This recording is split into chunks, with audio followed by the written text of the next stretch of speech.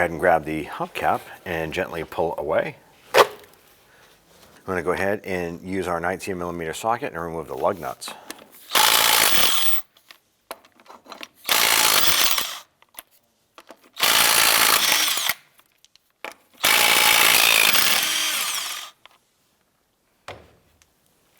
Once the lug nuts are removed, I'm going to go ahead and remove the wheel. This drum has retaining tabs on here, retaining washers or lock washers if you want to call them. I'm just going to go ahead and use some cutting pliers and remove those. I'm going to grab a small pry bar behind the backing plate in the rotor, or the drum actually, and I'm just going to try and work this and see if we can get this to come free.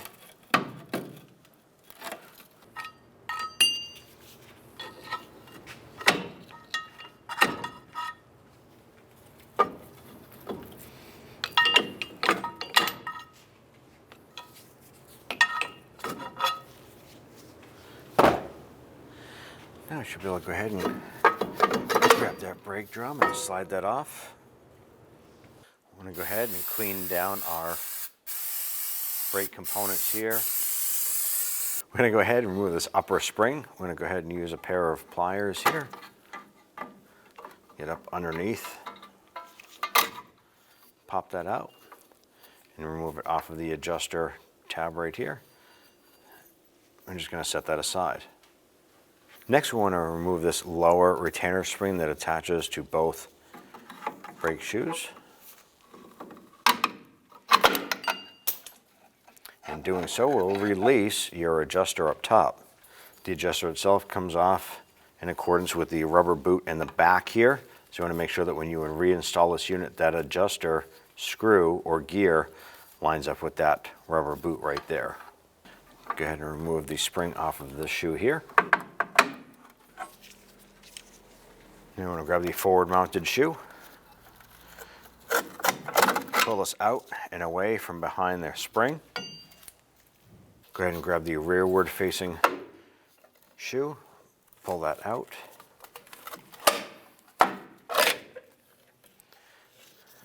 And release that down. So on the driver's side outside frame rail, there are these two cables adjoining to this one. This is your e-brake cable. What you want to do is you want to grab these cables and stretch them a little bit. This lower cable runs to the passenger side rear wheel. The upper one goes to the driver's side rear wheel. And what we want to do is stretch this and get some play in it, some flex, and disconnect it from the plate like so.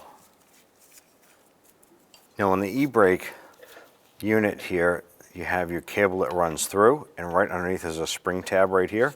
So we're going to use a pick. I'm going to press down on that spring tab while we're pushing that cable, and that cable pops right out like so. You want to clean up your backing plate.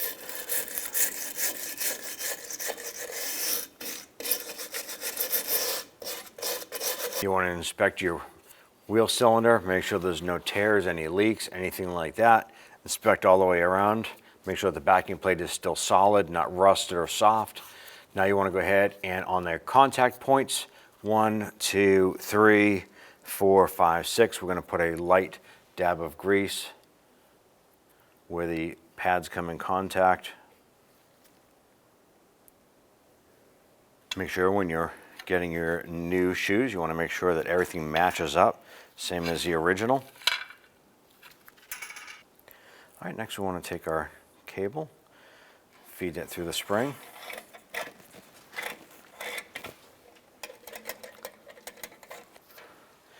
And then what we can do is grab our pick, can reach in there.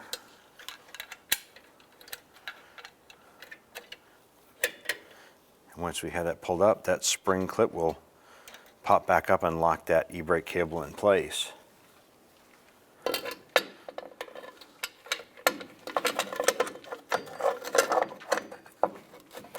Line up our shoe here. And we're just going to let the spring hold the shoe in place for now. Now we want to go ahead and reattach this into the bracket. So pull on the e-brake cable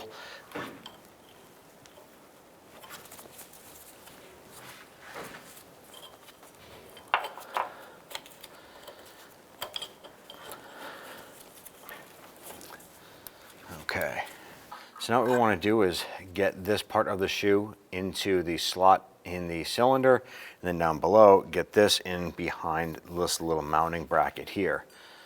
And give us that ability to do so by prying out on this spring here. That'll give us some mobility with this. Once that's lined up, I'm gonna go ahead and pull that spring in. So now we want to go ahead and clean our adjuster here. So we're going to start by threading this unit out.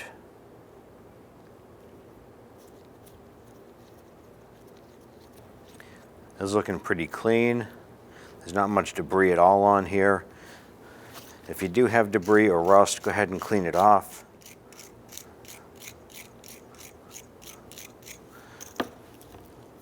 We're going to apply a tiny dab of anti-seize on here. Go ahead and reinstall.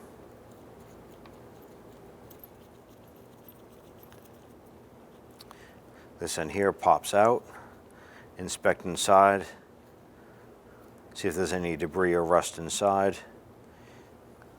And I want to go ahead and just clean this end here.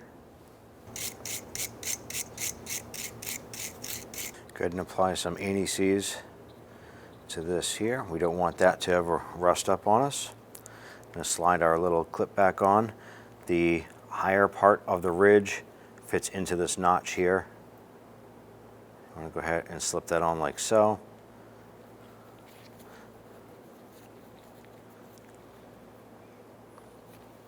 And we're ready to reinstall. I'll go ahead and use our pliers.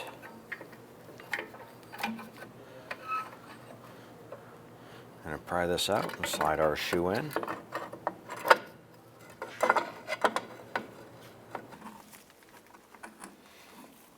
Put our spring in. Now right here is a rubber boot. It actually presses out from the back side. We're just going to use our pick with the round edge and push that back through the back side. This is going to be critical to us adjusting our shoes later on. Install your adjuster. On this side here, we're just going to grab our pick or pliers. We're just going to gently stretch out that shoe just so you can get your adjuster in there. You can see that that's loose, but once we start using that adjuster here, that's going to tighten up. So I'm just going to show you what it's going to look like from the other side. You're just going to have a little window, but you're going to be reaching through that window and grabbing that gear and doing this. You're going to be rotating this. That's going to cause us to either expand and cause the shoes to come out, or if you go the other way, it's going to make the shoes contract. Now I'm going to go ahead and install our adjuster. Pop that on there. Put the eyelet of the spring on that. I'm going to go ahead and grab this side here and just stretch that out and pop that into this secondary lower hole here. I'm going to go ahead and make sure that that spring is in there.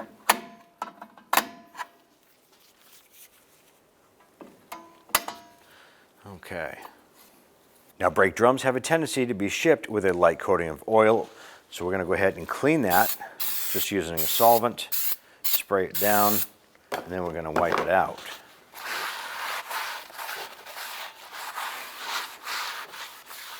Now we're going to put some anti-seize around the axle face here.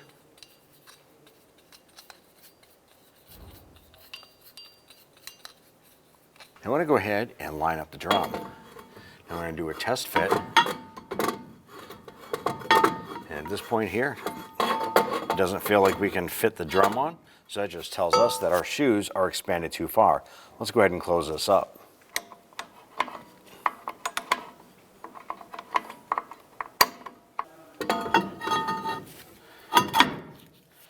Okay. Now through this window is that little star gear. You can go ahead and work that up a few teeth, and then you want to work that up and down or up and then go ahead and move the drum. You just want to get those shoes just so they're grabbing that drum just slightly. Once you have it grabbing okay, we're going to go ahead and reinstall our rubber boot into the backing plate.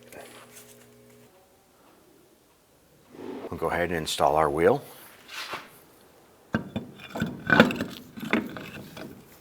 Start all of our lug nuts by hand.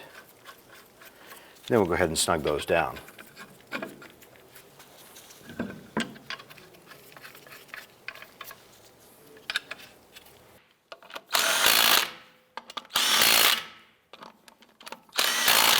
We're going to go ahead and torque our lug nuts down to 103 foot-pounds.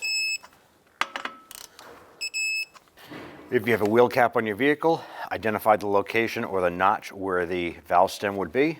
Line it up with the valve stem on the wheel. And then go ahead and tap the cap until it's locked on.